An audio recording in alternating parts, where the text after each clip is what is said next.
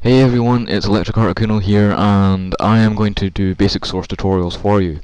Now, I previously did some videos beforehand. I did 3 videos in fact, and I got fairly far in, but when I played them back and when I showed my friend, the sound quality was not very good, as in, you could not hear me, you simply could not hear me at all. So what I'm going to do now is I'm going to use the same VMF. I'm going to use the same map. What I'm going to do is I'm going to delete this player start because I'm going to place another one. Now, in fact I'm just going to delete all of this actually. Now then, this is the basic hammer view. This is what you're going to see for the rest of your life if you do source mapping for any length of time and decide that you want to do it for a living like I have. So I'm going to change my grid onto 8 because it's on 2 for some reason. Now, you should see some very faint blue lines on your screen. You probably won't see it on this video because trying to fit a massive resolution into a tiny little box doesn't work.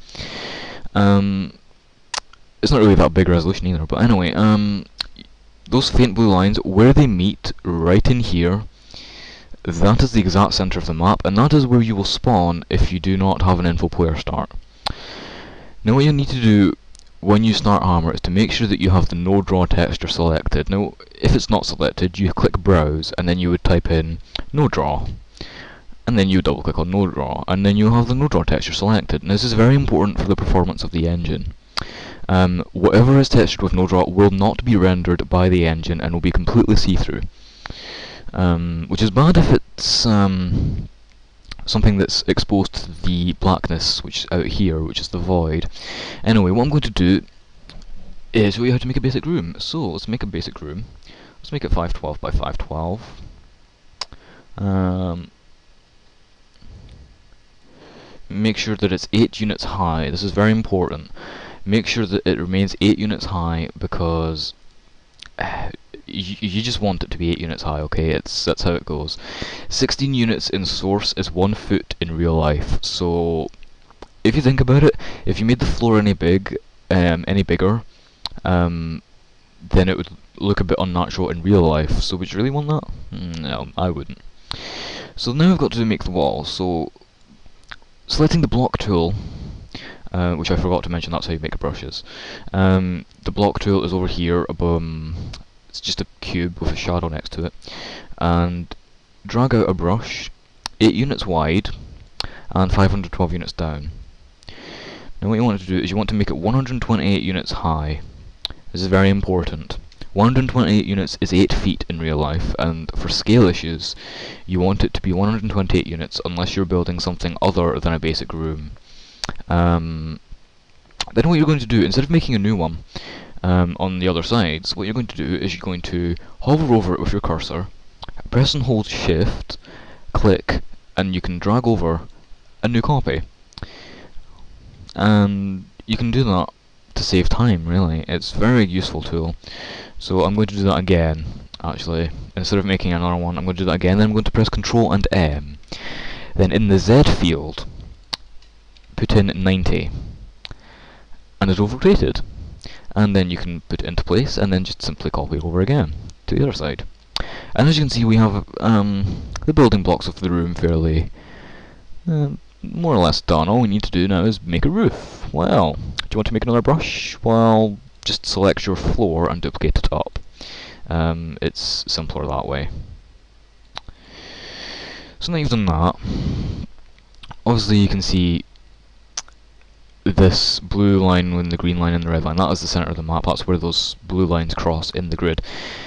Now, as you can see, there's no textures in here, so we really need to liven up. So open the texture application window and browse for some textures. I am going to use some custom textures because I have some. So I'm going to type in lab into the filter because I have some lab textures, and I am going to use this one. Now what you do to apply a texture is, once it's selected, you right click on the face that you want to be textured. So if I wanted to texture this with that, I would right click, but I don't. So I'm not going to. And to select a texture from the 3D view, just left click on a brush and the texture will be selected. Now I want to make the floor, so again I'm going to use a custom texture for this. I'll use the ceramic floor. That fits fairly well. And now I need a ceiling, so I'll get some tiles. They're in here somewhere. No, they're not, so I'll just type in ceiling into the filter. There are a lot of textures, I have to say. There are a lot of textures in Hammer and in Source, and it will take you a long time to go through them all. So if you find something that looks right, then go for it. How am I doing for time here? Oh, I'm only halfway done. I'm doing it quicker than last time. Anyway. Now, the only way for you to actually play this would be to run it, but there is no player start in the map, so what will happen is you'll spawn in the middle of the map, which is right here. And by map, I mean the middle of the actual Hammer grid, which is represented by those two faint blue lines crossing, and obviously this ensemble of lines here, this blue, red and green collection of lines to represent the axes. So what you want to do is click on the entity tool here, it's in the form of a light bulb, and then go down and find info player start. You can also type it in and it will fill in, but press info player start and place it wherever you like. I'm going to place it on in the middle of the map, because I'm like that. And then once you've done that, you can press File and Save As. As you can see, I've already been, yeah, so I'm going to save over that. Save over that. And then you go to Run Map. Now make sure RAD, down here, RAD is turned off, because there is no lights in the map. If you wanted lights, then you would turn it on to normal, but since there are no lights, turn it off. Make sure that Viz is on normal, or fast if you like, but on normal it's just recommended, and BSP, yeah, you want to have that on normal. All these additional parameters, they're only here for me, because I make mods, well, I'm making a series of mods right now actually, so I have all these there to help when I'm testing things, so yeah, you don't really need that. Currently it's on -window. Now it's on -window because Cam Studio here does not like recording full screen applications. So, yeah, let's try it, let's see. By the way, if it randomly cuts from me commentating to me just running around this empty room, then that is because Cam Studio said it did not want to record this, and actually, you know what? I can't be bothered waiting on episode 2 loading. So what you do is if you run that, you'll be able to wander around inside this room and it'll be fine. So what's the time? I'm at 4:78, that's getting close I think. I'm going to end it off here, okay, so what I'm going to do next video is I'm going to show you how to duplicate this entire room over to a new area and then make a corridor between them. And then I may, if I have time in the video, I may introduce you to making a door at the same time.